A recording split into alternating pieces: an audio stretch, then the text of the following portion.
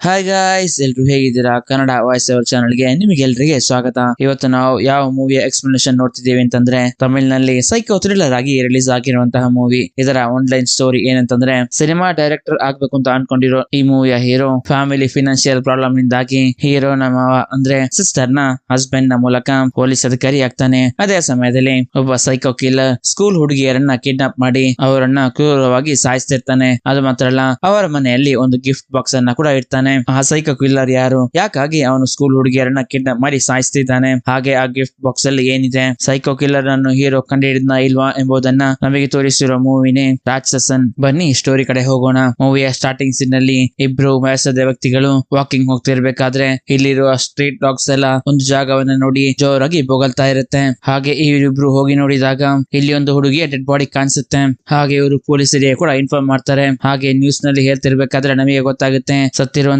ಹುಡುಗಿ ಹೆಸರು ಸಂಯುಕ್ತ, ಇವಳು ಸ್ಕೂಲ್ ಸ್ಟೂಡೆಂಟ್ ಅಂತ. ಇಲ್ಲಿಗೆ ಸೀನ್ ಕಟ್ ಆಗಿ ಒಂದು ಡಾರ್ಕ್ ಆಗಿರೋ ಒಂದು ರೂಮ್ ನಲ್ಲಿ ತೋರಿಸ್ತಾರೆ. ಇಲ್ಲಿ ಒಂದು ಹುಡುಗಿಯನ್ನ ಕಟ್ಟಿ ಹಾಕಿ ನೇತು ಹಾಕಿರ್ತಾರೆ. ಹಾಗೆ ಇವರನ್ನ ಕೆಳಗಿಳಿಸಿ ಇವಳ ಹತ್ರ ಒಬ್ಬ ವ್ಯಕ್ತಿ ಬಾಕ್ಸ್ ತಗೊಂಡು ಬರ್ತಾನೆ. ಹಾಗೆ ಅದರಿಂದ ಒಂದು ಆಯುಧ ತಗೊಂಡು ಈ ಹುಡುಗಿಯನ್ನ ಸಾಯಿಸುವ ಹಾಗೆ ಆಕ್ಟಿಂಗ್ ಮಾಡ್ತಾನೆ. ಇದೇ ಸಮಯದಲ್ಲಿ ನಮಗೆ ಗೊತ್ತಾಗುವ ವಿಷಯ ಅಂತಂದ್ರೆ, ಇದು ಶೂಟಿಂಗ್ ಸ್ಪಾಟ್ ಅಂತ. ಇದರ ಡೈರೆಕ್ಟರ್ ಬೇರೆ ಯಾರು ಅಲ್ಲ, ಈ ಮೂವಿಯ ಹೀರೋ ಅರುಣ್ ಕುಮಾರ್. ಸಡನ್ ಆಗಿ ಇವನು ನಿದ್ದೆಯಿಂದ ಎದ್ದೇಳ್ತಾನೆ. ಆವಾಗ ನಮಗೆ ಗೊತ್ತಾಗುತ್ತೆ ಇದು ಇವನಿಗೆ ಬಿದ್ದಿರೋ ಕನ್ಸು. ಇವನು ಒಂದು ಮೂವೀಸ್ ಅನ್ನ ಡೈರೆಕ್ಟ್ ಮಾಡ್ಬೇಕು ಅಂತ ಅನ್ಕೊಂಡಿರ್ತಾನೆ. ಆದ್ರೆ ಇವನಿಗೆ ಸರಿಯಾದ ಪ್ರೊಡ್ಯೂಸರ್ ಸಿಗ್ತಾ ಇರೋದಿಲ್ಲ. ಹಾಗೆ ಇವನೆದ್ದು ಇವತ್ತಿನ ಪೇಪರ್ ಅನ್ನ ಚೆಕ್ ಮಾಡ್ಬೇಕಾದ್ರೆ ಅದರಲ್ಲಿ ಸಂಯುಕ್ತರನ್ನ ಯಾರೊಬ್ರು ಸಾಯಿಸಿದ್ದಾರೆ ಅಂತ ಹಾಕಿರ್ತಾರೆ. ಹಾಗೆ ಆ ಪೇಜ್ ಅನ್ನ ಕಟ್ ಮಾಡಿ ಅದನ್ನ ಒಂದು ವಾರಿಗೆ ಅಂಟಿಸ್ತಾನೆ. ಆವಾಗ ನಮಗೆ ಗೊತ್ತಾಗುತ್ತೆ ಇವನು ಇದೇ ತರ ನೂರಾರು ಸೈಕೋ ಕಿಲ್ಲರ್ಸ್ ಗಳ ಫೋಟೋ ಹಾಗೂ ಅವರ ಸ್ಟೋರಿಗಳನ್ನ ಈ ವಾಲ್ ಅಲ್ಲಿ ಅಂಟಿಸಿರ್ತಾನೆ. ಇದು ಯಾಕೆ ಅಂತಂದ್ರೆ, ಇವನ 12 ವರ್ಷಗಳ ಕನಸಾಗಿರುವಂತಹ ಒಂದು ಮೂವಿಗಾಗಿರುತ್ತೆ. ಇವನ ಫಸ್ಟ್ ಮೂವಿಗೋಸ್ಕರ ಇವನು ಸೈಕೋಸ್ ಗಳ ಎಲ್ಲರ ಸ್ಟೋರಿಗಳನ್ನ ಒಂದು ಸೈಕೋಪಾತ್ ಮೂವಿಗೋಸ್ಕರ ಕಲೆಕ್ಟ್ ಮಾಡಿರ್ತಾನೆ. ಹಾಗೆ ಇಲ್ಲಿ ಇವನ ಬ್ಯಾಕ್ ಸ್ಟೋರಿನ ತೋರಿಸ್ತಾರೆ. ಹಾಗೆ ಇವನ ಹತ್ರ ಇರುವಂತಹ ಕಿಲ್ಲರ್ ಸೈಕೋಪಾತ್ ನ ಸ್ಟೋರಿ ಇಟ್ಕೊಂಡು ತುಂಬಾ ಪ್ರೊಡ್ಯೂಸರ್ ಜೊತೆ ಇವನ ಕಥೆಯನ್ನ ಹೇಳ್ತಾನೆ. ಆದ್ರೆ ಅವರು ಈ ಕಥೆಯಲ್ಲಿ ಅದು ಸರಿ ಇಲ್ಲ ಇದು ಸರಿ ಇಲ್ಲ ಅಂತಾನೆ ಹೇಳ್ತಿರ್ತಾರೆ. ಅದೇ ಸಮಯದಲ್ಲಿ ಇವನ ಫ್ಯಾಮಿಲಿಯಲ್ಲಿ ದುಡ್ಡಿನ ಸಮಸ್ಯೆ ತುಂಬಾ ಎದುರಾಗಿರುತ್ತೆ. ಅರುಣ್ ತಂದೆ ಪೊಲೀಸ್ ಡಿಪಾರ್ಟ್ಮೆಂಟ್ ಅಲ್ಲಿ ಇರ್ಬೇಕಾದ್ರೆ ಅವರು ಸಾವನ್ನಪ್ಪಿರ್ತಾರೆ. ಈಗ ಅವರ ಕೆಲಸ ಅವನ ಮಗನಾಗಿರುವಂತಹ ಅರುಣ್ ಅನ್ನು ಹೇಗಾದ್ರೂ ಪೊಲೀಸ್ ಡಿಪಾರ್ಟ್ಮೆಂಟ್ ಅಲ್ಲಿ ಸೇರಿಸಬೇಕು ಅಂತ ಅರುಣ್ ನ ಸಿಸ್ಟರ್ ನ ಹಸ್ಬೆಂಡ್ ಟ್ರೈ ಮಾಡ್ತಿರ್ತಾರೆ. ಆದ್ರೆ ಇವನಿಗೆ ಪೊಲೀಸ್ ಆಗ್ಲಿಕ್ಕೆ ಇಷ್ಟ ಇಲ್ಲದ ಕಾರಣ ಅದನ್ನ ಹಾಗೆ ಪೆಂಡಿಂಗ್ ಅಲ್ಲಿ ಇಟ್ಟಿರ್ತಾನೆ. ಹಾಗೆ ಇವನು ಟ್ರೈ ಮಾಡ್ತಿದ್ದ ಹಾಗೇನೆ ಒಂದು ಪ್ರೊಡ್ಯೂಸರ್ ಇವನ ಕಥೆಯನ್ನ ಕೇಳಿ ಇವನಿಗೆ ಒಂದು ಡೇಟ್ ಅನ್ನ ಕೂಡ ಕೊಡ್ತಾರೆ. ಇದರಿಂದ ಹೀರೋ ಹಾಗೂ ಹೀರೋನ ಫ್ರೆಂಡ್ ಗೆ ತುಂಬಾ ಖುಷಿ ಆಗುತ್ತೆ. ಹಾಗೆ ಮುಂದಿನ ದಿನ ಅದೇ ಪ್ರೊಡ್ಯೂಸರ್ ಮತ್ತೆ ಹೀರೋಗೆ ಹೇಳ್ತಾನೆ, ನಿನ್ನ ರಾಶಿಯನ್ನ ಚೆಕ್ ಮಾಡಿದಾಗ ನಿನ್ನ ರಾಶಿಗೂ ನಮ್ಮ ರಾಶಿಗೂ ಸೆಟ್ ಆಗುದಿಲ್ಲ, ಆದ್ದರಿಂದ ಇದನ್ನ ಕ್ಯಾನ್ಸಲ್ ಮಾಡೋಣ ಅಂತ ಹೇಳ್ತಾನೆ. ಇದರಿಂದ ಹೀರೋಗೆ ತುಂಬಾ ಬೇಜಾರು ಕೂಡ ಆಗುತ್ತೆ. ಇನ್ನು ಇದರಲ್ಲಿ ಟ್ರೈ ಮಾಡೋದು ವೇಸ್ಟ್ ಅಂತ ಹೇಳಿ ಇವನ ಭಾವ ಆಗಿರುವಂತಹ ದಾಸ್ಗೆ ಹೇಳ್ತಾನೆ, ನಾನು ಪೊಲೀಸ್ಗೆ ಜಾಯಿನ್ ಆಗ್ತೀನಿ ಅಂತ. ಹಾಗೆ ಇವನಿಗೆ ಟ್ರೈನಿಂಗ್ ಕೂಡ ನಡೆಯುತ್ತೆ. ಹಾಗೆ ಇವನು SI ಆಗಿ ಸೆಲೆಕ್ಟ್ ಆಗ್ತಾನೆ.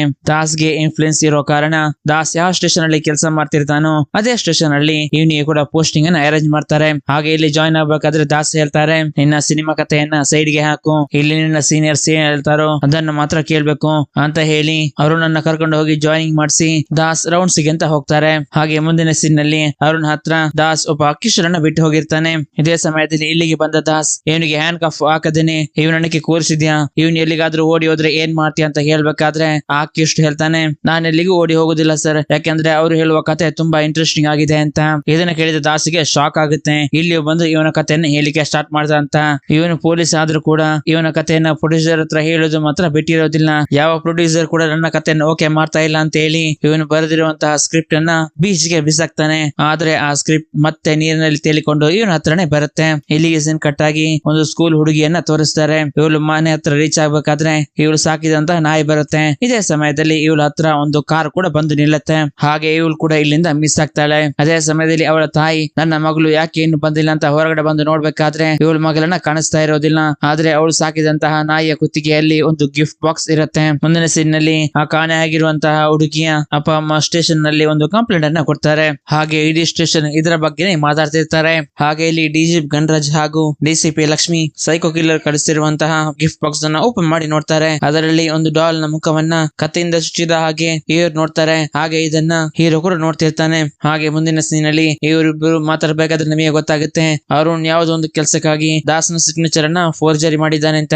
ಹಾಗೆ ಈ ವಿಷಯ ದಾಸ್ನ ಮಗಲಾಗಿರುವಂತಹ ಅಮ್ಮುಗೆ ಗೊತ್ತಾಗುತ್ತೆ. ಇವಳು 2 ಸಬ್ಜೆಕ್ಟ್ ಅಲ್ಲಿ ಫೈಲ್ ಆದ ಕಾರಣ ಪ್ರೋಗ್ರೆಸ್ ಕಾರ್ಡ್ ಅಲ್ಲಿ ಕೂಡ ದಾಸ್ನ ಸಿಗ್ನೇಚರ್ ನ ಫೋರ್ಜರಿ ಮಾಡಿ ಕೊಡ್ಲಿಕ್ಕೆ ಅರುಣ್ಗೆ ಅರುಣ್ಗೆ ರಿಕ್ವೆಸ್ಟ್ ಮಾಡ್ತಾಳೆ. ಹಾಗೆ ಇವನ್ ಕೂಡ ಹಾಕಿ ಕೊಡ್ತಾನೆ. ಹಾಗೆ ಮುಂದಿನ ಸೀನ್ ನಲ್ಲಿ ಅಮ್ಮು ಅರುಣನ್ನ ಅವಳ ಸ್ಕೂಲ್ಗೆ ಕರ್ಕೊಂಡು ಹೋಗ್ತಿರ್ತಾಳೆ. ಯಾಕೆಂತಂದ್ರೆ ಇಲ್ಲಿರೋ ಟೀಚರ್ ನ ಪ್ರಕಾರ ಅಮ್ಮನ ತಂದೆಯ ಸಿಗ್ನೇಚರ್ ಅನ್ನ ಇವಳು ಫೋರ್ಜರಿ ಮಾಡಿದ್ದಾಳೆ ಅಂತ.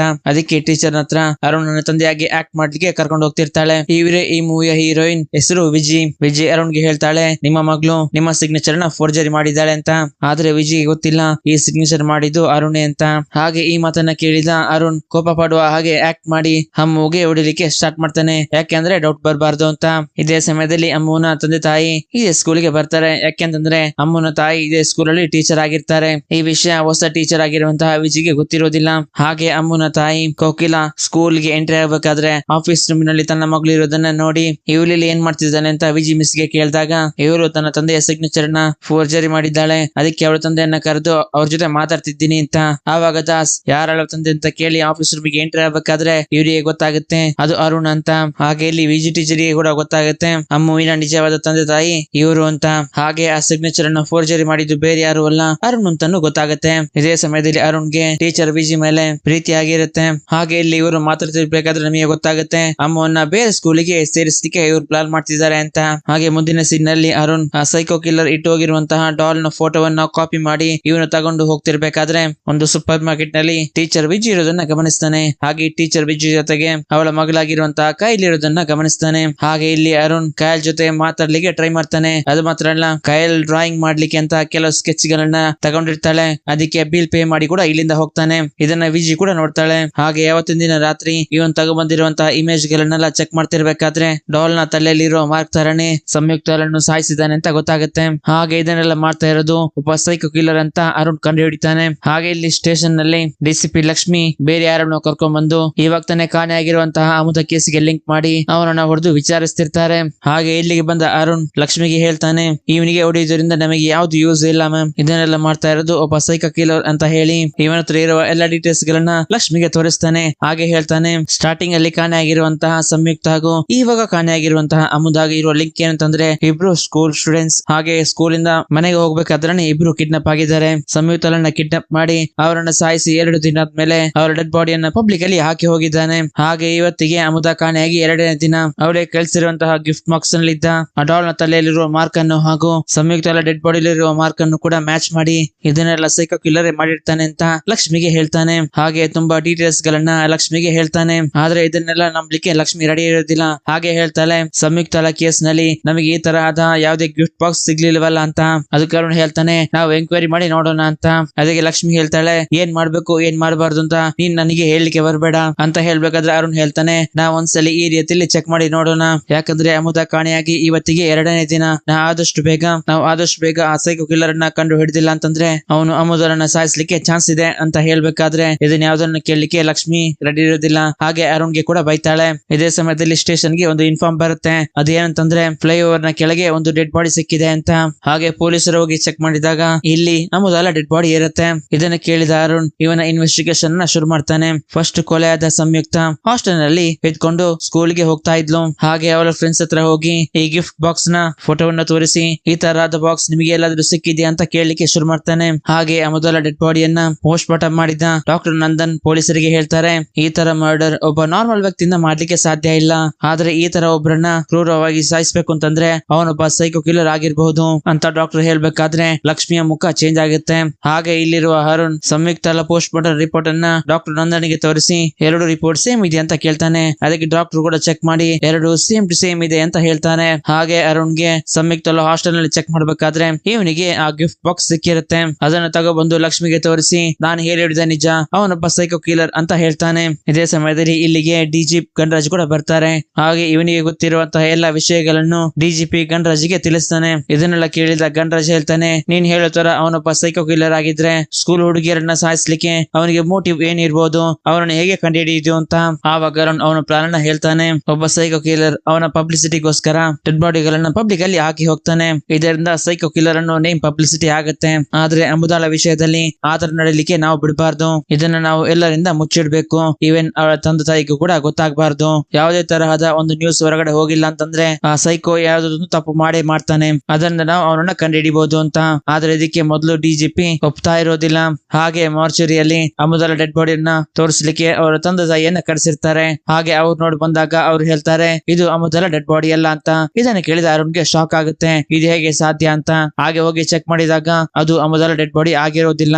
ಆವಾಗ ಡಿಜಿಪಿ ಅರುಣನ್ನ ಕರ್ಕೊಂಡು ಡಾಕ್ಟರ್ ರಂದನ್ನ ಲ್ಯಾಬ್ ಗೆ ಬರ್ತಾರೆ. ಇಲ್ಲಿ ಡಿಜಿಪಿ ಹೇಳ್ತಾರೆ, ನೀನ್ ಹೇಳಿರೋ ಪ್ಲಾನ್ ತುಂಬಾ ಸರಿಯಾಗಿದೆ, ಅದರಿಂದ ಏನಾದ್ರೂ ಕ್ಲೂ ನಮಗೆ ಸಿಗಬಹುದು. ಆ ಕಾರಣಕ್ಕಾಗಿ ಅಮೃತಲ ಬಾಡಿಯನ್ನ ನಾವು ಇಲ್ಲಿಗೆ ಶಿಫ್ಟ್ ಮಾಡಿದೀವಿ ಅಂತ ಹೇಳಿ ಅಮೃತಲ ಬಾಡಿಯನ್ನ ತೋರಿಸ್ತಾರೆ. ಹಾಗೆ ಇಲ್ಲಿಗೆ ಸೀನ್ ಕಟ್ ಆಗಿ ಒಂದು ಸ್ಕೂಲ್ ನಲ್ಲಿ ಸ್ಕೂಲ್ ಟೀಚರ್ ಆಗಿರುವಂತಹ ಇಂಬರಾಜರನ್ನ ತೋರಿಸ್ತಾರೆ. ಇದೇ ಸ್ಕೂಲ್ಗೆ ದಾಸ್ ತನ್ನ ಮಗಳಾಗಿರುವಂತಹ ಅಮ್ಮವನ್ನ ಸೇರಿಸ್ತಾನೆ. ಹಾಗೆ ಮುಂದಿನ ಸೀನ್ ನಲ್ಲಿ ದಾಸ್ ಹಾಗೂ ಅರುಣ್ ಆ ಸೈಕೋ ಕಿಲ್ಲರ್ ಕಳಿಸಿರುವಂತಹ ಡಾಲ್ ನ ಫೋಟೋವನ್ನು ಇಟ್ಕೊಂಡು ಈ ತರಹದ ಡಾಲ್ ಬೇರೆಲ್ಲಿ ಸಿಗುತ್ತೆ ಅಂತ ಇವರು ಹುಡುಕಾಡ್ಲಿಕ್ಕೆ ಶುರು ಮಾಡ್ತಾರೆ. ಹಾಗೆ ಒಂದು ಶಾಪ್ ಅಲ್ಲಿ ಕೂಡ ಇದೇ ತರಹದ ಒಂದು ಡಾಲ್ ಕೂಡ ಸಿಗುತ್ತೆ. ಅದನ್ನ ನೋಡಿ ಇವರಿಗೆ ಶಾಕ್ ಆಗುತ್ತೆ. ಹಾಗೆ ಈ ಕಡೆ ಸ್ಕೂಲ್ ನಲ್ಲಿ ತೋರಿಸ್ತಾರೆ, ಇಲ್ಲಿ ಒಂದು ಫಂಕ್ಷನ್ ನಡೀತಾ ಇರುತ್ತೆ. ಎಲ್ಲಾ ಸ್ಟೂಡೆಂಟ್ಸ್ ಇಲ್ಲಿ ಸೇರಿರ್ತಾರೆ. ಆದ್ರೆ ಇಮ್ರಾಜ್ ಕ್ಲಾಸ್ ನಲ್ಲಿರುವಂತಹ ಯಾವ ಸ್ಟೂಡೆಂಟ್ ಕೂಡ ಫಂಕ್ಷನ್ ಗೆ ಹೋಗಿರೋದಿಲ್ಲ.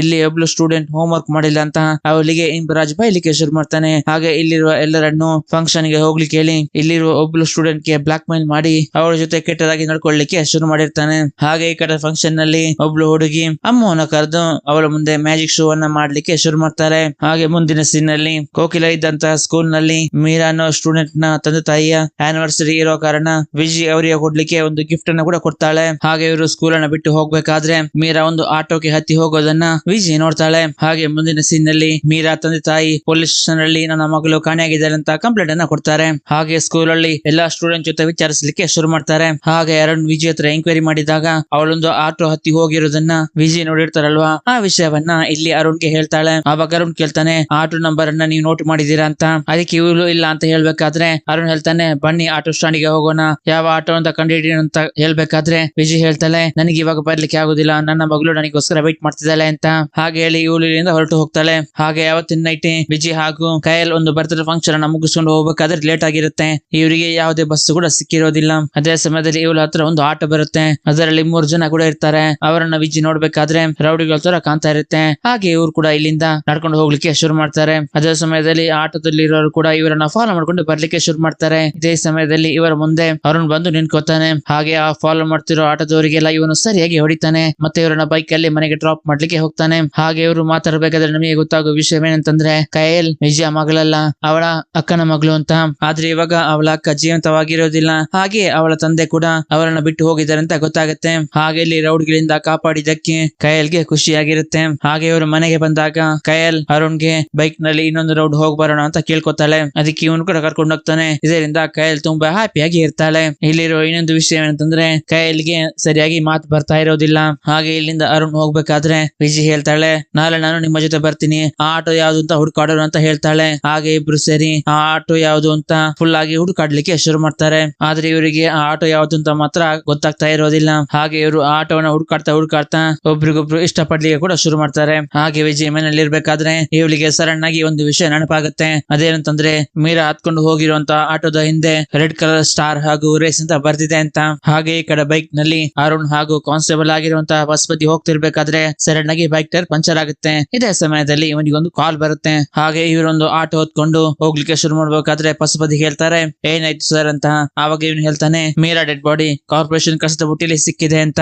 ಇದೇ ಸಮಯದಲ್ಲಿ ವಿಜಿ ಕೂಡ ಅರುಣ್ಗೆ ಕಾಲ್ ಮಾಡ್ತಾಳೆ. ವಿಜಿ ಹೇಳ್ತಾಳೆ, ಆಟೋದ ಹಿಂದೆ ರೆಡ್ ಕಲರ್ ಸ್ಟಾರ್ ಹಾಗೂ ರೇಸ್ ಇಂದ ಬರ್ತಿದೆ ಅಂತ. ಆದ್ರೆ ಅವಳು ಹೇಳ್ತಾ ಇರೋದು ಇವನಿಗೆ ಸರಿ ಕೇಳ್ತಾ ಇರೋದಿಲ್ಲ, ವಾಯ್ಸ್ ಬ್ರೇಕ್ ಆಗ್ತಾ ಇರುತ್ತೆ. ಹಾಗೆ ಕಾಲ್ ಕೂಡ ಕಟ್ ಆಗುತ್ತೆ. ಹಾಗೆ ನಮಗೆ ತೋರಿಸ್ತಾರೆ ಇವ್ರು ಹೋಗ್ತಿರೋ ಆಟೋ ಬೇರೆ ಯಾವ್ದು ಅಲ್ಲ, ವಿಜಯ್ ಹೇಳಿರೋ ಆಟೋನೇ ಅಂತ. ಹಾಗೆ ಮೀರಾ ಡೆಡ್ ಬಾಡಿ ಇರೋ ಜಾಗಕ್ಕೆ ಹೋಗ್ತಾರೆ. ಹಾಗೆ ಈ ಆಟೋ ಕೂಡ ಇಲ್ಲಿಂದ ಹೋಗ್ಲಿಕ್ಕೆ ಶುರು ಆಗುತ್ತೆ. ಇದೇ ಸಮಯದಲ್ಲಿ ಮೀರಾ ಮತ್ತೆ ಕಾಲ್ ಮಾಡಿ ಈ ತರ ವಿಷಯಗಳನ್ನ ಹೇಳ್ತಾಳೆ. ಆವಾಗ ಇವನು ಕೂಡ ನೋಡ್ತಾನೆ, ಇದೇ ಆಟೋ ಇವನ್ ಕಣ್ ಮುಂದೆ ಹೋಗ್ತಾ ಇರುತ್ತೆ. ಹಾಗೆ ಇವನು ಓಡ್ಕೊಂಡು ಹೋಗಿ ಆ ಆಟೋವನ್ನ ಬ್ಲಾಕ್ ಮಾಡ್ತಾನೆ. ಹಾಗೆ ಆ ಡ್ರೈವರ್ ಅನ್ನ ಹಿಡಿದು ಅವನಿಗೆ ಹೊಡೆದು ವಿಚಾರಿಸಿದಾಗ ಅವನ್ ಸ್ಕೂಲ್ ಟೀಚರ್ ಆಗಿರುವಂತಹ ಇಮ್ರಾಜ್ನ ಹೆಸರನ್ನ ಹೇಳ್ತಾನೆ. ಅವನು ಹೇಳಿದ ಹಾಗೇನೆ ಹುಡುಗಿಯರನ್ನ ನನ್ನ ಆಟೋದಲ್ಲಿ ಕೂರಿಸ್ಕೊಂಡು ಅವರ ಮನೆಯಲ್ಲಿ ಕರ್ಕೊಂಡು ಹೋಗಿ ಬಿಡ್ತೀನಿ, ಅಷ್ಟೇ ನನ್ನ ಕೆಲಸ, ಬೇರೆ ನನಗೆ ಗೊತ್ತಿಲ್ಲ ಅಂತ ಹೇಳ್ಬೇಕಾದ್ರೆ ಅವನ್ ಯಾವ ಸ್ಕೂಲ್ ನಲ್ಲಿ ಇದ್ದಾನೆ ಅಂತ ಕೇಳ್ಬೇಕಾದ್ರೆ ಸ್ಕೂಲ್ ಗೊತ್ತಿಲ್ಲ, ಅವನಿರುವ ಮನೆ ಮಾತ್ರ ಗೊತ್ತಿದೆ ಅಂತ ಹೇಳ್ತಾರೆ. ಹಾಗೆ ಅಡ್ರೆಸ್ ಅನ್ನು ಕೂಡ ಹೇಳ್ತಾನೆ. ಹಾಗೆ ಇವ್ರು ಹೋಗಿ ನೋಡಿದಾಗ ಮನೆಗೆ ಬೀಗ ಹಾಕಿರುತ್ತೆ. ಹಾಗೆ ಕೀಯನ್ನ ಹೊಡೆದು ಒಳಗಡೆ ಹೋಗಿ ನೋಡಿದಾಗ ಇಲ್ಲಿ ಇಂಬರಾಜ್ನ ಫೋಟೋ ಇರುತ್ತೆ. ಇದನ್ನ ನೋಡಿದ ದಾಸ್ಗೆ ಶಾಕ್ ಆಗುತ್ತೆ. ಯಾಕಂದ್ರೆ ಆ ಫೋಟೋದಲ್ಲಿರೋ ಇಂಬರಾಜ್ ಬೇರೆ ಯಾರು ಅಲ್ಲ, ದಾಸ್ ಅಮ್ಮವನ್ನ ಯಾವ ಸ್ಕೂಲ್ಗೆ ಸೇರಿಸಿದ್ದಾನೋ ಅದೇ ಸ್ಕೂಲ್ ಟೀಚರ್ ಇಂಬರಾಜ್ ಆಗಿರ್ತಾನೆ. ಹಾಗೆ ಈ ಮನೆ ಫುಲ್ ಆಗಿ ಹುಡ್ಕಾಡ್ಬೇಕಾದ್ರೆ ಇಲ್ಲಿ ಮೀರಾಳ ಬ್ಯಾಗ್ ಕೂಡ ಸಿಗುತ್ತೆ. ಹಾಗೆ ಅರುಣ್ಗೆ ಒಂದು ಡ್ರಾವರ್ ಅಲ್ಲಿ ಗಿಫ್ಟ್ ಬಾಕ್ಸ್ ಹಾಗೂ ಡಾಲ್ ನ ತಲೆ ಇರುತ್ತೆ. ಇದನ್ನ ನೋಡಿ ಅರುಣ್ಗೆ ಶಾಕ್ ಆಗುತ್ತೆ. ಹಾಗೆ ಇವರು ಇಲ್ಲಿಂದ ಇಂಬರಾಜ್ನ ಸ್ಕೂಲ್ಗೆ ಹೊರಡ್ತಾರೆ. ಈ ಕಡೆ ಸ್ಕೂಲ್ ನಲ್ಲಿ ತೋರಿಸ್ತಾರೆ ಇಂಬರಾಜ್ ಅಮ್ಮುಗೆ ಮಾರ್ಕೋ ಕಮ್ಮಿ ಆಗಿದೆ. ನಾನು ಹೇಳಿದ ಹೋಮ್ ವರ್ಕ್ ಕೆಲಸ ಕೂಡ ನೀನ್ ಸರಿಯಾಗಿ ಮಾಡ್ತಾ ಇಲ್ಲ, ಈ ಸಲ ನಿನ್ನನ್ನು ಫೈಲ್ ಮಾಡ್ತೀನಿ ಅಂತ ಹೇಳಿ ಬ್ಲಾಕ್ ಮೇಲ್ ಮಾಡ್ತಿರ್ತಾನೆ. ಇದೇ ಸಮಯದಲ್ಲಿ ಇವ್ರು ಕೂಡ ಸ್ಕೂಲಿಗೆ ರೀಚ್ ಆಗ್ತಾರೆ. ಹಾಗೆ ಇಲ್ಲಿ ಅರುಣ್ ಇಂಬರಾಜನ ಕ್ಲಾಸ್ ಯಾವ್ದು ಅಂತ ಕೇಳಿದಾಗ ಅವ್ರು ಹೇಳ್ತಾರೆ ಇವಾಗ ಸ್ಕೂಲ್ ಬಿಟ್ಟಾಗಿದೆ, ಅವರು ಇವಾಗ ಅವರ ಟ್ಯೂಷನ್ ಸೆಂಟರ್ ಅಲ್ಲಿ ಇರ್ತಾರೆ ಅಂತ. ಹಾಗೆ ಇವರು ಇಲ್ಲಿಂದ ಹೊರಡಬೇಕಾದ್ರೆ ಅಮ್ಮನ ಕ್ಲಾಸ್ ಮಿಟ್ ಮೂಲಕ ಅಮ್ಮ ಇನ್ನು ಕ್ಲಾಸ್ ರೂಮ್ ಅಲ್ಲಿ ಇದ್ದಾಳೆ ಅಂತ ಗೊತ್ತಾಗುತ್ತೆ. ಈ ಕಡೆ ಕ್ಲಾಸ್ ರೂಮ್ ಅಲ್ಲಿ ಇಂಬರಾಜ್ ನಾನು ಹೇಳಿದ ಹಾಗೆ ಕೇಳಿಲ್ಲ ಅಂದ್ರೆ ನನ್ನ ಪಕ್ಕ ಫೈಲ್ ಮಾಡ್ತೀನಿ ಅಂತ ಬ್ಲಾಕ್ ಮೇಲ್ ಮಾಡಿ ಇವಳ ಜೊತೆ ಕೆಟ್ಟದಾಗಿ ನಡ್ಕೊಳ್ಳಿಕ್ಕೆ ಟ್ರೈ ಮಾಡ್ತಾನೆ. ಅದೇ ಸಮಯದಲ್ಲಿ ಇಲ್ಲಿಗೆ ಅರುಣ್ ಎಂಟ್ರಿ ಆಗ್ತಾನೆ. ಹಾಗೆ ಇಂಬರಾಜನನ್ನು ಗನ್ ಪಾಯಿಂಟ್ ನಲ್ಲಿ ಇಟ್ಟು ಹೆದರಿಸಿ ಅವನಿಗೆ ಸರಿಯಾಗಿ ಹೊಡಿತಾನೆ.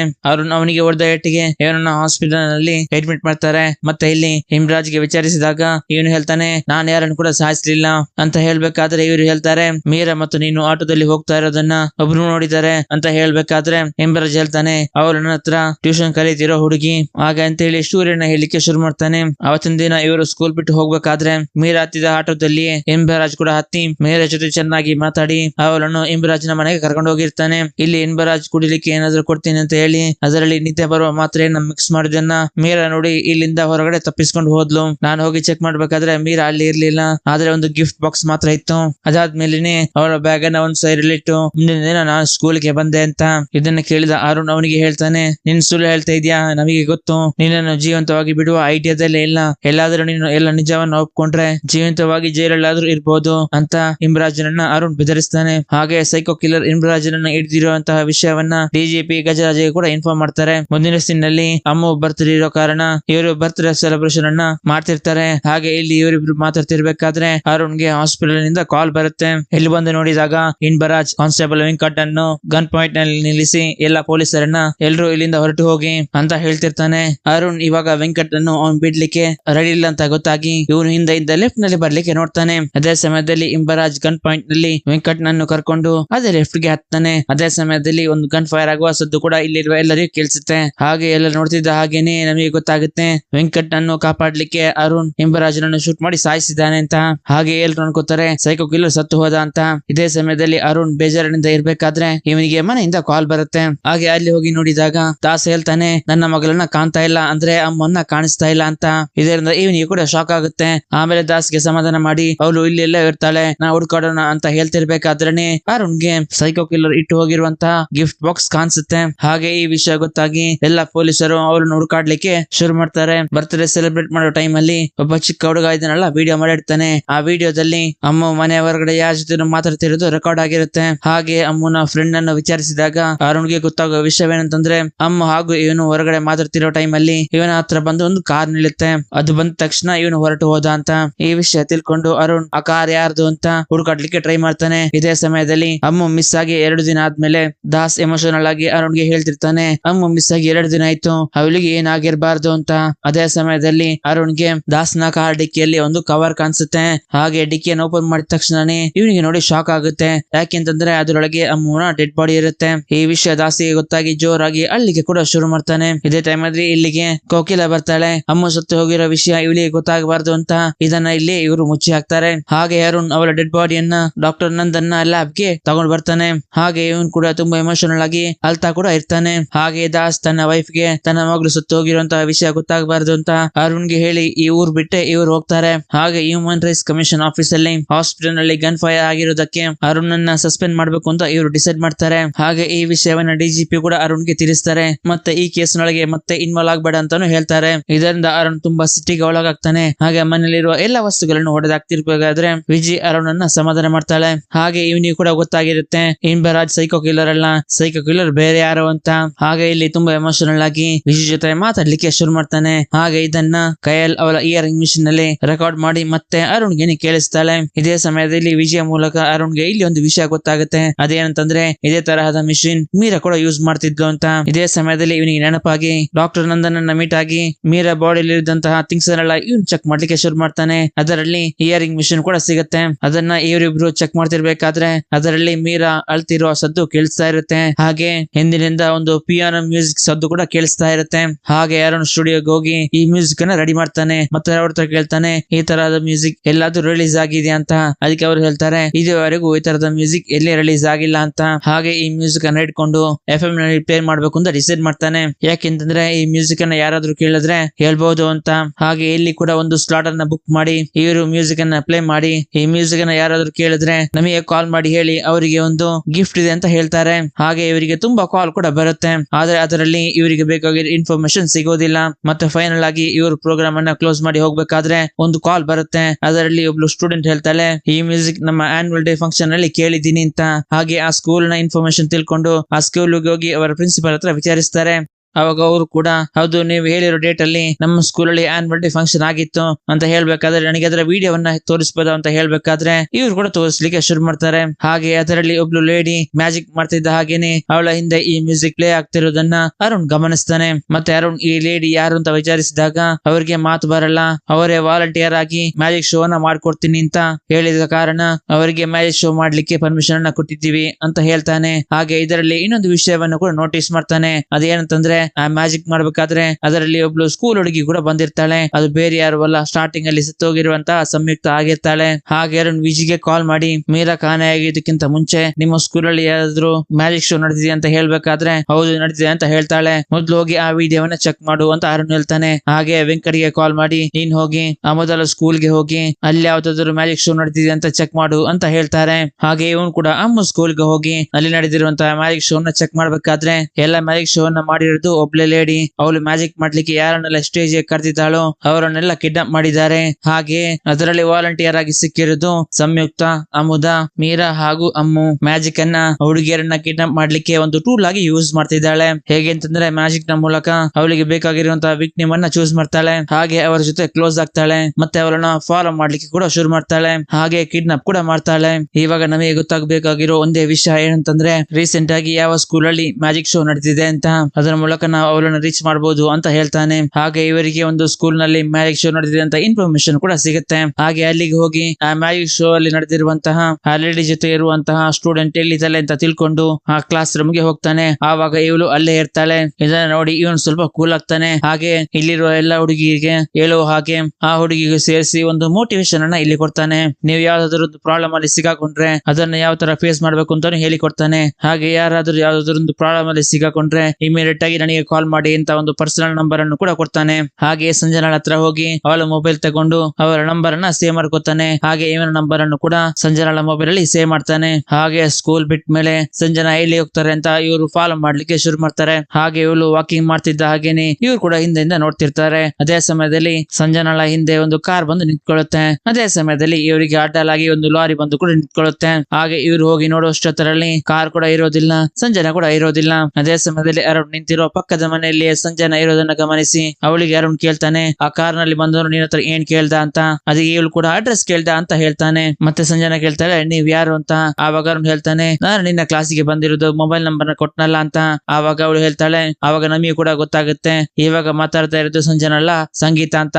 ಇವರಿಬ್ರು ಟ್ವಿನ್ಸ್ ಆಗಿರ್ತಾರೆ. ಇವಾಗ ಸಂಜನಾ ಎಲ್ಲಿದ್ದಾಳೆ ಅಂತ ಕೇಳ್ಬೇಕಾದ್ರೆ ಅವಳು ಮ್ಯೂಸಿಕ್ ಕ್ಲಾಸಿಗೆ ಹೋಗಿದ್ದಾಳೆ ಅಂತ ಗೊತ್ತಾಗುತ್ತೆ. ಹಾಗೆ ಅಲ್ಲಿ ಹೋಗಿ ಚೆಕ್ ಮಾಡಿದಾಗ ಸೈಕೋ ಕಿಲ್ಲರ್ ಇಟ್ಟು ಹೋಗಿರುವಂತಹ ಒಂದು ಗಿಫ್ಟ್ ಬಾಕ್ಸ್ ಸಿಗುತ್ತೆ. ಅವಾಗ ನಮಗೆ ತೋರಿಸ್ತಾರೆ ಅದೇ ಮ್ಯಾಜಿಕ್ ಮಾಡ್ತಿದ್ದಂತಹ ಲೇಡಿ ಸಂಜನಾಳನ್ನು ಕಿಡ್ನಾಪ್ ಮಾಡಿ ಕರ್ಕೊಂಡು ಹೋಗ್ತಿರ್ತಾಳೆ. ಹಾಗೆ ಅರುಣ್ ಸಂಜನಾಳ ಮೊಬೈಲ್ ನಂಬರ್ ಕೊಟ್ಟು ಅದನ್ನ ಟ್ರ್ಯಾಕ್ ಮಾಡ್ಲಿಕ್ಕೆ ಹೇಳ್ತಾರೆ. ಹಾಗೆ ಇವ್ರು ಕೂಡ ಅದನ್ನೇ ಫಾಲೋ ಮಾಡ್ಕೊಂಡು ಹೋಗ್ತಾರೆ. ಹಾಗೆ ಸ್ವಲ್ಪ ಸಮಯದಲ್ಲಿ ನೆಟ್ವರ್ಕ್ ಕಟ್ ಆಗಿ ಅವರಿರೋ ಲೊಕೇಶನ್ ಮಿಸ್ ಆಗುತ್ತೆ. ಹಾಗೆ ಲಾಸ್ಟ್ ಲೊಕೇಶನ್ ಗೆ ಇವ್ರು ಕೂಡ ಬರ್ತಾರೆ. ಹಾಗೆ ಇಲ್ಲಿ ನಮಗೆ ತೋರಿಸ್ತಾರೆ ಅನ್ಕಾನ್ಶಿಯಸ್ ಅಲ್ಲಿದ್ದ ಸಂಜನಾ ಕಾನ್ಶಿಯಸ್ ಗೆ ಬಂದ್ಮೇಲೆ ಇವಳಿಗೆ ಗೊತ್ತಾಗುತ್ತೆ ನಾನು ಬೇರೆ ಯಾವ್ದೋ ಜಾಗದಲ್ಲಿ ಇದ್ದೀನಿ ಅಂತ. ಹಾಗೆ ಇಲ್ಲಿ ಇವಳು ನನಗೆ ವಾಶ್ರೂಮ್ ಹೋಗ್ಬೇಕು ಅಂತ ಹೇಳ್ದಾಗ ಸೈಕೋ ಕಿಲ್ಲರ್ ದಾರಿನ ತೋರಿಸ್ತಾನೆ. ಹಾಗೆ ಅಲ್ಲಿ ಹೋಗಿ ನೋಡಿದಾಗ ತುಂಬಾ ರಕ್ತ ನೆಲದ ಮೇಲೆ ಚಿಲ್ಲಿರೋದನ್ನ ನೋಡಿ ಇವಳಿಗೆ ಭಯ ಶುರು ಆಗುತ್ತೆ. ಹಾಗೆ ಮೊಬೈಲ್ ಇಂದ ಕಾಲ್ ಮಾಡ್ಲಿಕ್ಕೆ ಟ್ರೈ ಮಾಡ್ತಾಳೆ. ಆದ್ರೆ ಮೊದಲು ನೆಟ್ವರ್ಕ್ ಸಿಗೋದಿಲ್ಲ. ಮತ್ತೆ ಟ್ರೈ ಮಾಡ್ಲಿಕ್ಕೆ ನೋಡ್ತಿರ್ತಾಳೆ. ಅದೇ ಸಮಯದಲ್ಲಿ ಸೈಕೋ ಕಿಲ್ಲರ್ ಕೂಡ ಇವಳು ಮೊಬೈಲ್ ಯೂಸ್ ಮಾಡ್ತಿರೋದನ್ನ ನೋಡಿ ಸಂಜನಾಳ ಮೇಲೆ ಅಟ್ಯಾಕ್ ಮಾಡ್ಲಿಕ್ಕೆ ನೋಡ್ತಾಳೆ. ಆವಾಗ ಸಂಜನಾ ವಾಶ್ರೂಮ್ ಡೋರ್ ಅನ್ನು ಲಾಕ್ ಮಾಡಿ ಅರುಣ್ಗೆ ಕಾಲ್ ಮಾಡ್ಲಿಕ್ಕೆ ಟ್ರೈ ಮಾಡ್ತಾಳೆ. ಹಾಗೆ ನೆಟ್ವರ್ಕ್ ಕೂಡ ಕನೆಕ್ಟ್ ಆಗುತ್ತೆ. ಹಾಗೆ ಅದನ್ನ ಟ್ರೇಸ್ ಮಾಡಿದಾಗ ಅವಳಿರೋ ಲೊಕೇಶನ್ ಇವರಿಗೆ ಗೊತ್ತಾಗುತ್ತೆ. ಹಾಗೆ ಇಲ್ಲಿ ಅರುಣ್ ಕಾಲ್ ನಲ್ಲಿ ಇವಳಿಗೆ ಸ್ವಲ್ಪ ಮೋಟಿವೇಶನ್ ಮಾಡ್ತಾನೆ. ಮತ್ತೆ ಹೇಳ್ತಾನೆ ನೀನಿರೋ ವಾಶ್ರೂಮ್ ನಲ್ಲಿ ಕಿಟಕಿ ಇದೆಯಾ ಅಂತ ನೋಡು, ಅದರಿಂದ ಎಸ್ಕೇಪ್ ಆಗ್ಲಿಕ್ಕೆ ಆಗತ್ತ ಅಂತ ನೋಡು ಅಂತ ಹೇಳ್ತಾನೆ. ಹಾಗೆ ಇವಳು ಕೂಡ ಟ್ರೈ ಮಾಡಿ ಅದರಿಂದ ಹೊರಗಡೆ ಬರ್ತಾಳೆ. ಇದೇ ಸಮಯದಲ್ಲಿ ಸೈಕೋ ಕಿಲ್ಲರ್ ಕೂಡ ಡೋರ್ ಅನ್ನ ಕಟ್ ಮಾಡಿ ಹೊರಗಡೆ ಎಂಟ್ರಿ ಆಗಬೇಕಾದ್ರೆ ಇವಳು ಇಲ್ಲಿಂದ ತಪ್ಪಿಸ್ಕೊಂಡಾಗಿರುತ್ತೆ. ಹಾಗೆ ಇವನು ಕೂಡ ಸಂಜನಿರೋ ಲೊಕೇಶನ್ ಟ್ರೇಸ್ ಮಾಡ್ತಾ ಒಂದು ಮನೆ ಒಳಗೆ ಎಂಟ್ರಿ ಆಗ್ತಾನೆ. ಹಾಗೆ ಸಂಜನಾ ತಪ್ಪಿಸ್ಕೊಂಡು ಮೊದಲಿದ್ದ ಜಾಗಕ್ಕೆ ವಾಪಸ್ ಬರ್ತಾಳೆ. ಇಲ್ಲಿಗೆ ಆ ಸೈಕೋ ಕಿಲ್ಲರ್ ಕೂಡ ಬರ್ತಾಳೆ. ಹಾಗೆ ಮನೆ ಒಳಗಡೆ ಹೋದ್ಮೇಲೆ ಸೈಮನ್ ಹೇಳ್ತಾನೆ ಸಂಜನಾಳ ಲೊಕೇಶನ್ ನೀನಿರೋ ಜಾಗದಲ್ಲಿ ತೋರಿಸ್ತಾ ಇದೆ ಅಂತ. ಹಾಗೆ ನಮಗೆ ಕೂಡ ತೋರಿಸ್ತಾರೆ ನೋಡ್ತಾರೆ ಸಂಜನಳ ಬಾಯನ್ನ ಸೈಕೋ ಕಿಲ್ಲರ್ ಗಟ್ಟಿಯಾಗಿ ಇಟ್ಕೊಂಡಿರ್ತಾಳೆ. ಇದೇ ಸಮಯದಲ್ಲಿ ಸಂಜನಾ ಸೌಂಡ್ ಮಾಡಿರೋ ಕಾರಣ ಇವನಿಗೆ ಗೊತ್ತಾಗುತ್ತೆ ಕೆಳಗಡೆ ಯಾರೋ ಇದ್ದಾರೆ ಅಂತ. ಹಾಗೆ ಒಂದು ಸೀಕ್ರೆಟ್ ರೂಮ್ ಅನ್ನ ಕೂಡ ಕಂಡು ಹಿಡಿತಾನೆ. ಹಾಗೆ ಅಲ್ಲಿ ಹೋಗಿ ನೋಡಿದಾಗ ಸಂಜನಾ ಏನೋ ಸಿಗ್ತಾಳೆ. ಅದರ ಸೈಕೋ ಕಿಲ್ಲರ್ ಇಲ್ಲಿಂದ ಎಸ್ಕೇಪ್ ಆಗ್ತಾನೆ. ಹಾಗೆ ಸೈಕೋ ಕಿಲ್ಲರ್ ಹೋಗ್ತಿರುವಂತಹ ಕಾರನ್ನು ವೆಂಕಟ್ ಫಾಲೋ ಮಾಡ್ಕೊಂಡು ಹೋಗ್ತಾನೆ. ಅದೇ ಸಮಯದಲ್ಲಿ ವೆಂಕಟ್ಗೆ ಆಕ್ಸಿಡೆಂಟ್ ಮಾಡಿ ಸೈಕೋ ಕಿಲ್ಲರ್ ಇಲ್ಲಿಂದ ಎಸ್ಕೇಪ್ ಆಗ್ತಾಳೆ. ಹಾಗೆ ಇಲ್ಲಿ ಸೈಕೋ ಕಿಲ್ಲರ್ ರೂಮ್ ನಲ್ಲಿ ತುಂಬಾ ವಿಷಯಗಳು ಇವರಿಗೆ ಸಿಗತ್ತೆ. ಹಾಗೆ ಇಲ್ಲಿ ಅರುಣ್ಗೆ ಸೈಕೋ ಕಿಲ್ಲರ್ ನ ಫ್ಯಾಮಿಲಿ ಫೋಟೋ ಕೂಡ ಸಿಗುತ್ತೆ. ಈ ಫೋಟೋವನ್ನು ಇದಕ್ಕಿಂತ ಮುಂಚೆ ಇವನಿಗೆ ಎಲ್ಲ ನೋಡಿದ ಹಾಗೆ ಆಗುತ್ತೆ. ಹಾಗೆ ಇವನು ರೂಮ್ ಅಲ್ಲಿ ಹೋಗಿ ಚೆಕ್ ಮಾಡಿದಾಗ ಇವನು ಮೂವಿಗೋಸ್ಕರ ಕಲೆಕ್ಟ್ ಮಾಡಿರುವಂತಹ ಸೈಕೋ ಕಿಲ್ಲರ್ ನ ಕೇಸ್ ಅಲ್ಲಿ ಈ ಕಿಲ್ಲರ್ ನ ಕೇಸ್ ಕೂಡ ಇರುತ್ತೆ. ಆವಾಗಿನ ಟೈಮ್ ಅಲ್ಲಿ ಈ ಕೇಸ್ ನ ಎಂಕ್ವೈರಿ ಮಾಡಿದ ಪೊಲೀಸ್ ಆಫೀಸರ್ ರಾಜಮಾಣಿಕ್ಯಂನನ್ನ ಇವರು ಮೀಟ್ ಆಗ್ತಾರೆ. ಹಾಗೆ ಆ ಲೇಡಿಯ ಫೋಟೋಸ್ ಗಳನ್ನ ತೋರಿಸಿದಾಗ ಅವರಿಗೆ ಶಾಕ್ ಆಗುತ್ತೆ. ಹಾಗೆ ಇವಳ ಹೆಸರು ಮೇರಿ ಫರ್ನಾಂಡಿಸ್ ಅಂತಾನು ಹೇಳ್ತಾರೆ. ಹಾಗೆ ಇಲ್ಲಿ ಈ ಪೊಲೀಸ್ ಆಫೀಸರ್ ಕೆಲ ವಿಷಯಗಳನ್ನ ಹೇಳ್ತಾರೆ. ಹಾಗೆ ನಮಗೆ ಕೂಡ ತೋರಿಸ್ತಾರೆ ಮೇರಿ ಫರ್ನಾಂಡಿಸ್ ನ ಹಸ್ಬೆಂಡ್ ಫರ್ನಾಂಡಿಸ್ ಒಬ್ಬ ಮ್ಯೂಜಿಷಿಯನ್ ಆಗಿರ್ತಾರೆ. ಹಾಗೆ ಅವರು ಸಾವನ್ನಪ್ಪದ್ಮೇಲೆ ಮೇರಿ ಆ ಮ್ಯಾಜಿಕ್ ಶೋ ಅನ್ನ ಪಾರ್ಟ್ ಟೈಮ್ ಆಗಿ ಮಾಡ್ಲಿಕ್ಕೆ ಶುರು ಮಾಡ್ತಾರೆ. ಅದೇ ಸಮಯದಲ್ಲಿ ಒಂದು ಸ್ಕೂಲ್ ನ ಮ್ಯಾಜಿಕ್ ಶೋದಲ್ಲಿ ಇವರ ಒಬ್ಬನೇ ಮಗನಾಗಿರುವಂತಹ ಕ್ರಿಸ್ಟಫರ್ ನನ್ನ ಪರಿಚಯ ಮಾಡ್ತಾಳೆ. ಹಾಗೆ ಇವನು ಸ್ಕೂಲ್ಗೆ ಹೋಗ್ಬೇಕಾದ್ರೆ ಇಲ್ಲಿರೋ ಸ್ಟೂಡೆಂಟ್ ಗಳು ಯಾರು ಇವರನ್ನ ಹತ್ರ ಕೂಡ ಸೇರಿಸ್ತಾ ಇರೋದಿಲ್ಲ. ಯಾಕೆಂತಂದ್ರೆ ಇವನಿಗೆ ಹಾರ್ಮೋನ್ ಸಮಸ್ಯೆ ಇರುತ್ತೆ. ಇದರಿಂದಾಗಿ ಇವನು ವಯಸ್ಸಾಗಿರೋ ರೀತಿಯಲ್ಲಿ ಕಾಣಿಸ್ತಾ ಇರ್ತಾನೆ. ಇವನನ್ನ ಯಾರಿಗೂ ಇಷ್ಟವಾಗದಿರೋ ಸಮಯದಲ್ಲಿ ಇವರನ್ನ ಶೋಭಿಯನ್ನು ಹುಡುಗಿ ಚೆನ್ನಾಗಿ ಮಾತಾಡಿಸ್ಲಿಕ್ಕೆ ಶುರು ಮಾಡ್ತಾಳೆ. ಇದರಿಂದ ಕ್ರಿಸ್ಟಫರ್ ಅವನ ಪ್ರಾಬ್ಲಮ್ಸ್ ಗಳನ್ನೆಲ್ಲ ಮರೆತು ಶೋಭಿ ಜೊತೆಗೆ ಹ್ಯಾಪಿಯಾಗಿ ಇರ್ಲಿಕ್ಕೆ ಶುರು ಮಾಡ್ತಾನೆ. ಇನ್ನೊಂದು ಕಡೆ ಮೇರಿ ತನ್ನ ಮಗನಾಗಿರುವಂತಹ ಕ್ರಿಸ್ಟಫರ್ ಗೆ ಮ್ಯಾಜಿಕ್ ಅನ್ನ ಕಳಿಸ್ಕೊಡ್ಲಿಕ್ಕೆ ಶುರು ಮಾಡಿರ್ತಾಳೆ. ಹಾಗೆ ಕ್ರಿಸ್ಟಫರ್ ಗೆ ಶೋಭಿ ಮೇಲೆ ಪ್ರೀತಿ ಶುರುವಾಗಿರುತ್ತೆ. ಹಾಗೆ ಕ್ರಿಸ್ಟಫರ್ ಶೋಭಿಗೆ ಪ್ರಪೋಸ್ ಕೂಡ ಮಾಡ್ತಾನೆ. ಆದ್ರೆ ಶೋಭಿ ಒಪ್ಕೊಳ್ತಾ ಇರೋದಿಲ್ಲ. ತುಂಬಾ ಅಡ್ವೈಸ್ ಕೂಡ ಮಾಡ್ತಿರ್ತಾಳೆ. ಆದ್ರೆ ಅದನ್ನು ಕೇಳದ ಕ್ರಿಸ್ಟಫರ್ ಮತ್ತೆ ಶೋಭಿಯನ್ನು ಡಿಸ್ಟರ್ಬ್ ಮಾಡಿರೋ ಕಾರಣ ಅವನಿಗಿರುವ ಕಾಯಿಲೆಯ ಬಗ್ಗೆ ಶೋಭಿ ಅವನ ಜೊತೆನೆ ಎಕ್ಸ್ಪ್ಲೇನ್ ಮಾಡ್ತಾಳೆ. ನಿನಗೆ ಈ ಜನ್ಮದಲ್ಲಿ ಮದುವೆ ಆಗ್ಲಿಕ್ಕೆ ಸಾಧ್ಯನೇ ಇಲ್ಲ ಅಂತಾನು ಹೇಳ್ತಾಳೆ. ಇದರಿಂದ ಬೇಜಾರಾದ ಕ್ರಿಸ್ಟಫರ್ ಮನೆಗೆ ಬಂದು ಜೋರಾಗಿ ಅಳ್ಲಿಕ್ಕೆ ಶುರು ಮಾಡ್ತಾನೆ. ಆವಾಗ ಅವನ ತಾಯಿ ಮೇರಿ ಅವನಿಗೆ ಸಮಾಧಾನ ಮಾಡ್ತಾಳೆ. ಹಾಗೆ ನಂಬಿಕೆ ಹಾಗೂ ಧೈರ್ಯವನ್ನ ತುಂಬುತ್ತಾಳೆ. ಹಾಗೆ ಮುಂದಿನ ದಿನ ಇವನು ಸ್ಕೂಲ್ಗೆ ತುಂಬಾ ಹುಮ್ಮಸ್ಸಿನಿಂದ ಹೋಗ್ತಾನೆ. ಆದ್ರೆ ಅಲ್ಲಿರುವ ಸ್ಟೂಡೆಂಟ್ಸ್ ಇವನ ಚಿತ್ರವನ್ನ ಕೆಟ್ಟದಾಗಿ ಬರೆದು ಇವನಿಗೆ ಇನ್ನು ಅವಮಾನ ಮಾಡ್ಲಿಕ್ಕೆ ಶುರು ಮಾಡ್ತಾರೆ. ಇದರಿಂದ ಬೇಸತ್ತ ಇವನು ಮತ್ತೆ ಮನೆಗೆ ಬಂದು ಜೋರಾಗಿ ಅಳ್ಲಿಕ್ಕೆ ಶುರು ಮಾಡ್ತಾನೆ. ಇದನ್ನ ನೋಡಿದ ಮೇರಿ ಮಗನ ಈ ಸ್ಥಿತಿಗೆ ಕಾರಣ ಶೋಭಿ ಅಂತ ತಿಳ್ಕೊಂಡು ಅವ್ರ ಜೊತೆ ಮೆಲ್ಲ ಮಾತಾಡಿ ಅವರನ್ನ ಮನೆ ಕರ್ಕೊ ಬಂದು ತುಂಬಾ ಕ್ರೂರವಾಗಿ ಸಾಯಿಸ್ತಾಳೆ. ಇದು ಆದ್ಮೇಲೆನೆ ರಾಜಮಾಣಿಕ್ಯಂ ಅವಳನ್ನ ಅರೆಸ್ಟ್ ಮಾಡಿರೋದು. ಮತ್ತೆ ಅವರು ಜೈಲಿಂದ ರಿಲೀಸ್ ಆಗಿ ಮನೆಗೆ ಕಾರ್ ನಲ್ಲಿ ಹೋಗ್ತಿರ್ಬೇಕಾದ್ರೆ ಆಕ್ಸಿಡೆಂಟ್ ಆಗಿ ಇಬ್ರು ಸತ್ತೋಗಿದ್ದಾರೆ ಅಂತ ನಾನು ಅನ್ಕೊಂಡಿದ್ದೆ. ಆದ್ರೆ ನಾನು ಅವಳು ಮತ್ತೆ ಇದೇ ಕೆಲಸವನ್ನ ಕಂಟಿನ್ಯೂ ಮಾಡ್ತಾರೆ ಅಂತ ಅನ್ಕೊಂಡಿರ್ಲಿಲ್ಲ ಅಂತ ಹೇಳ್ತಾರೆ. ಹಾಗೆ ಇವರು ಇಲ್ಲಿಂದ ಮನೆಗೆ ಹೊರಡ್ತಾರೆ. ಇಲ್ಲಿ ಇನ್ಸ್ಪೆಕ್ಟರ್ ರಾಜಮಾಣಿಕ್ಯಂ ಕೆಲವು ಫೋಟೋಸ್ ಗಳನ್ನ ಇಟ್ಕೊಂಡು ಗಮನಿಸ್ತಿರ್ಬೇಕಾದ್ರೆ ಅವರಿಗೊಂದು ವಿಷಯ ಗೊತ್ತಾಗುತ್ತೆ. ಇದೇ ಸಮಯದಲ್ಲಿ ರಾಜಮಾಣಿಕ್ಯಂ ಅರುಣ್ಗೆ ಕಾಲ್ ಮಾಡಿ ನಿಮ್ಗೆ ಒಂದು ವಿಷಯವನ್ನ ತೋರಿಸ್ಬೇಕು, ಆದಷ್ಟು ಬೇಗ ನೀವು ಬನ್ನಿ ಅಂತ ಹೇಳ್ತಾರೆ. ಹಾಗೆ ಇವನ್ ಕೂಡ ಹೊರಡ್ತಾನೆ. ಆದ್ರೆ ರಾಜಮಾಣಿಕ್ಯಂನ ಮನೆಯಲ್ಲಿ ಏನ್ ನಡೀತಿದೆ ಅಂತಂದ್ರೆ ಇಲ್ಲಿಗೆ ಮೇರಿ ಬಂದು ಇವರನ್ನ ಸಾಯಿಸ್ಬಿಡ್ತಾಳೆ. ಇದೇ ಸಮಯದಲ್ಲಿ ಇಲ್ಲಿಗೆ ಬಂದ ಅರುಣ್ಗೆ ಇವರು ಸತ್ತು ಬಿದ್ದಿರೋದನ್ನ ನೋಡಿ ಶಾಕ್ ಆಗುತ್ತೆ. ಹಾಗೆ ಇವನ್ ಕೂಡ ಯೋಚನೆ ಮಾಡ್ತಾನೆ ಇವರೇನಕ್ಕೆ ನನ್ನೇನು ಕರೆದಿರ್ಬೋದು ಅಂತ. ಹಾಗೆ ಫೋಟೋಸ್ ಗಳನ್ನ ಜಾಯಿಂಟ್ ಮಾಡಿರೋದನ್ನ ನೋಡಿ ಇವನ್ ಅದನ್ನ ಮೊಬೈಲ್ ನಲ್ಲಿ ಫೋಟೋ ತೆಗೋತಾನೆ. ಇದೇ ಸಮಯದಲ್ಲಿ ಇವನ ಜೊತೆಗಿರೋ ಪೊಲೀಸರು ಇಲ್ಲಿಗೆ ಬರ್ತಾರೆ. ಇದೊಂದು ಕ್ರೈಮ್ ಸ್ಪಾಟ್ ಆಗಿರೋ ಕಾರಣ ಇವನು ಇಲ್ಲಿರೋ ಕಾರಣ ಇವನನ್ನ ಅರೆಸ್ಟ್ ಮಾಡಿ ಸ್ಟೇಷನ್ ಗೆ ಕರ್ಕೊಂಡು ಹೋಗ್ತಾರೆ. ಹಾಗೆ ಇವನನ್ನ ಹ್ಯಾಂಡ್ ಕಫ್ ಹಾಕಿ ಇರೋ ಕಾರಣ ಪಶುಪತಿಯ ಸಹಾಯದಿಂದ ಇವನು ಮೊಬೈಲ್ ನಲ್ಲಿ ತೆಗೆದಿರೋ ಫೋಟೋಸ್ ಪ್ರಕಾರನೇ ಮೇರಿಯ ಫೋಟೋವನ್ನ ಮತ್ತೆ ಜಾಯಿಂಟ್ ಮಾಡ್ತಾನೆ. ಹಾಗೆ ಇದನ್ನ ನೋಡ್ತಿದ್ದ ಹಾಗೇನೆ ಇಲ್ಲಿ ಒಂದು ಟ್ವಿಸ್ಟ್ ರಿವೀಲ್ ಆಗುತ್ತೆ. ಅದೇನಂತಂದ್ರೆ ಮೇರಿ ಸ್ಟೇಜ್ ನಲ್ಲಿ ಮ್ಯಾಜಿಕ್ ಮಾಡ್ತಿರ್ಬೇಕಾದ್ರೆ ಮೇರಿಯ ಕೈಯಲ್ಲಿ 6 ಬೆರಳು ಇರೋದನ್ನ ಗಮನಿಸ್ತಾನೆ. ಹಾಗೆ ಮೇರಿಯ ಹಳೆ ಫೋಟೋದಲ್ಲಿ ಚೆಕ್ ಮಾಡ್ಬೇಕಾದ್ರೆ ಅದರಲ್ಲಿ 5 ಬೆರಳು ಮಾತ್ರ ಕಾಣಿಸ್ತಾ ಇರುತ್ತೆ. ಹಾಗಾದ್ರೆ 6 ಬೆರಳು ಯಾರ್ದು ಚೆಕ್ ಮಾಡ್ಬೇಕಾದ್ರೆ ಅದು ಬೇರೆ ಯಾರ್ದು ಅಲ್ಲ, ಕ್ರಿಸ್ಟಫರ್ದು ಆಗಿರುತ್ತೆ.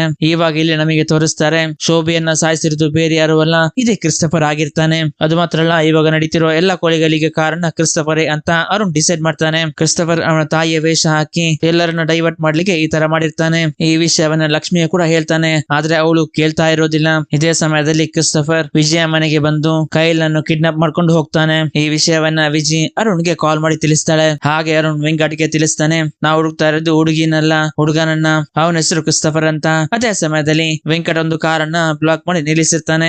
ಈ ಕಾರಣ ವೆಂಕಟ್ ಆಲ್ರೆಡಿ ನೋಡಿರ್ತಾನೆ. ಇವಾಗ ಅರುಣ್ ಇಟ್ಕೊಂಡಿರೋ ಪಾಯಿಂಟ್ ಅನ್ನ ಇಟ್ಕೊಂಡು ಇವನು ಗನ್ ಪಾಯಿಂಟ್ ನಲ್ಲಿ ಕ್ರಿಸ್ಟಫರ್ ನನ್ನು ಅರೆಸ್ಟ್ ಆಗ್ಲಿಕ್ಕೆ ಹೇಳ್ತಾನೆ. ಹಾಗೆ ಈ ವಿಷಯವನ್ನ ಅರುಣ್ಗೆ ಕೂಡ ತಿಳಿಸ್ತಾನೆ. ಹಾಗೆ ಅರುಣ್ ವೆಂಕಟ್ಗೆ ಕಾರ್ ನಲ್ಲಿ ಕೈಲ್ ಇದಾರೆ ಅಂತ ಚೆಕ್ ಮಾಡ್ಲಿಕ್ಕೆ ಹೇಳ್ತಾನೆ. ಕಾರ್ ನಲ್ಲಿ ವಿಜಿ ಇದ್ದಾಳೆ ಅಂತ ವೆಂಕಟ್ ಕನ್ಫರ್ಮ್ ಮಾಡ್ತಾನೆ. ಇದೇ ಸಮಯದಲ್ಲಿ ಕಾರ್ ನಿಂದ ಹೊರಗಡೆ ಬಂದ ಕ್ರಿಸ್ಟಫರ್ ಮ್ಯಾಜಿಕ್ ಮಾಡಿ ವೆಂಕಟ್ನ ಕೈಲಿರೋ ಗನ್ ಅನ್ನ ಇವನ್ ತಗೊಂಡು ವೆಂಕಟ್ ಅನ್ನ ಶೂಟ್ ಮಾಡಿ ಸಾಯಿಸ್ತಾನೆ. ಇದೇ ಸಮಯದಲ್ಲಿ ಕೈಲ್ ಇಲ್ಲಿಂದ ಎಸ್ಕೇಪ್ ಆಗ್ಲಿಕ್ಕೆ ನೋಡ್ತಿರ್ತಾಳೆ. ಕಾಲ್ ನಲ್ಲಿ ವೆಂಕಟ್ ನ ಯಾವ ರೆಸ್ಪಾನ್ಸ್ ಇಲ್ಲದ ಕಾರಣ ಅವನ ಲೊಕೇಶನ್ ಅನ್ನ ತಿಳ್ಕೊಂಡು ಡಾಕ್ಟರ್ ನಂದನ್ಗೆ ಕಾಲ್ ಮಾಡ್ತಾನೆ. ಹಾಗೆ ಡಾಕ್ಟರ್ ನಂದನ್ ಕೂಡ ಇಲ್ಲಿಂದ ಹೊರಡ್ತಿರ್ಬೇಕಾದ್ರೆ ಕೈಲ್ ಇವನ ಕಾರ್ ನ ಮುಂದೆ ಬಂದು ನಿಂತ್ಕೋತಾಳೆ. ನಂದನ್ ಅವಳಿಗೆ ನೀನ್ ಯಾಕೆ ಓಡ್ತಾ ಇದೀಯ ಅಂತ ಕೇಳ್ಬೇಕಾದ್ರೆ ಹಿಂದೆ ಇದ್ದ ಕ್ರಿಸ್ಟಫರ್ ಬರ್ತಿರೋದನ್ನ ಡಾಕ್ಟರ್ ಗಮನಿಸ್ತಾನೆ. ಹಾಗೆ ಕೈಲ್ ಅನ್ನ ಕರ್ಕೊಂಡು ಅವನ ಲ್ಯಾಬ್ ಗೆ ಹೋಗ್ತಾನೆ. ಹಾಗೆ ಇಲ್ಲಿಗೆ ಬಂದ ಕ್ರಿಸ್ಟೋಫರ್ ಡಾಕ್ಟರ್ ಅನ್ನ ಸಾಯಿಸಿ ಕೈಲ್ ಅನ್ನು ಸಾಯಿಸಬೇಕು ಅನ್ನೋಷ್ಟರಲ್ಲಿ ಇಲ್ಲಿಗೆ ಬಂದ ಅರುಣ್ ಗನ್ ಪಾಯಿಂಟ್ ನಲ್ಲಿ ಕ್ರಿಸ್ಟೋಫರ್ ನನ್ನು ನಿಲ್ಲಿಸ್ತಾನೆ. ಇಲ್ಲಿ ಕ್ರಿಸ್ಟೋಫರ್ ಅವನ ಮ್ಯಾಜಿಕ್ ಅನ್ನು ಯೂಸ್ ಮಾಡಿ ಅರುಣ್ ಗೆ ಹೊಡಿಲಿಕ್ಕೆ ಶುರು ಮಾಡ್ತಾನೆ. ಹಾಗೆ ಮತ್ತೆ ಕೈಲ್ ಅನ್ನ ಸಾಯಿಸಬೇಕು ಅನ್ನೋಷ್ಟರಲ್ಲಿ ಅರುಣ್ ಕ್ರಿಸ್ಟೋಫರ್ ಅನ್ನ ಟೀಸ್ ಮಾಡ್ಲಿಕ್ಕೆ ಶುರು ಮಾಡ್ತಾನೆ.